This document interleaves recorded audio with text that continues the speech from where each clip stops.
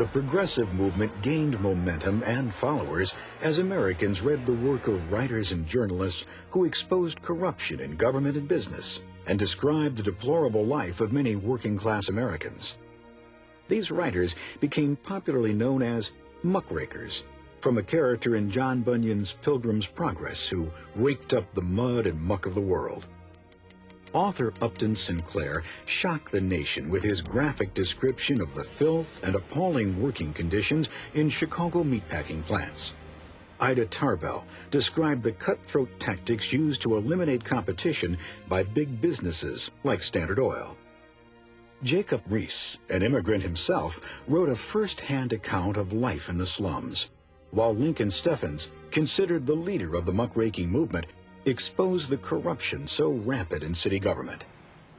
As Americans read these muckraking books and magazine articles, they became not only aware of the country's problems, they demanded and supported reforms in both business and government.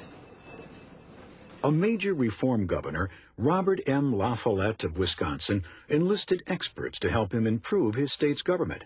Soon, other states followed his lead. My goal is not to smash corporations, but to drive them out of politics.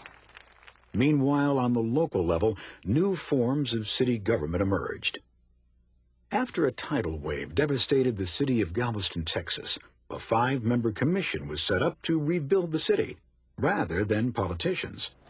This commission system of government proved so successful that in just 14 years, some 400 other cities had followed Galveston's lead.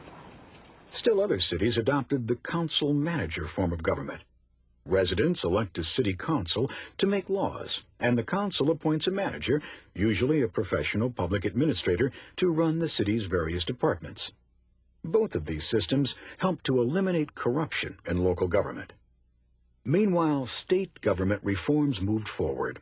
Other progressive governors, such as Charles Evan Hughes of New York and Hiram Johnson of California, were joined by ordinary citizens like William S. Uren of Oregon.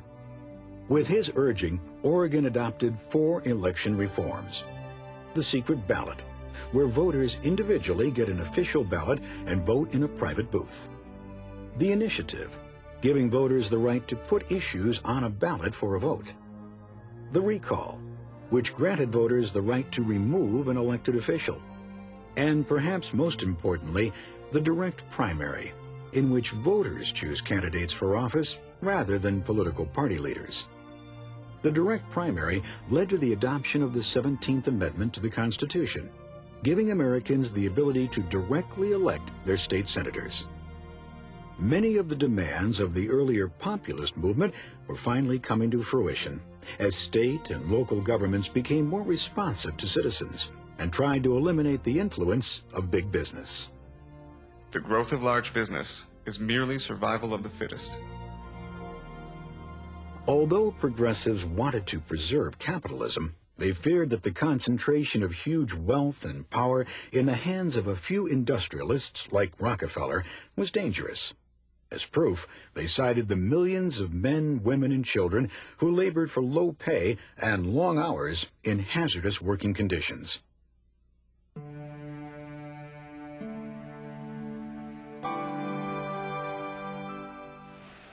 Progressives advocated government regulation of business, and over time, laws protecting workers and working conditions were adopted. Still, it took until the late 1930s before the Supreme Court decided that a federal minimum wage was constitutional. A turning point in awareness of the plight of working Americans occurred in 1911.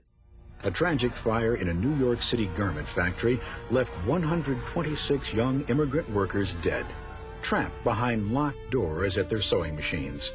Many of the women jumped to their deaths or were burned beyond recognition. The owners of the Triangle Shirtwaist Company were indicted for manslaughter, and new laws were passed to protect workers from slave labor conditions. Other progressives felt that the problems of the country demanded moral, not legislative solutions.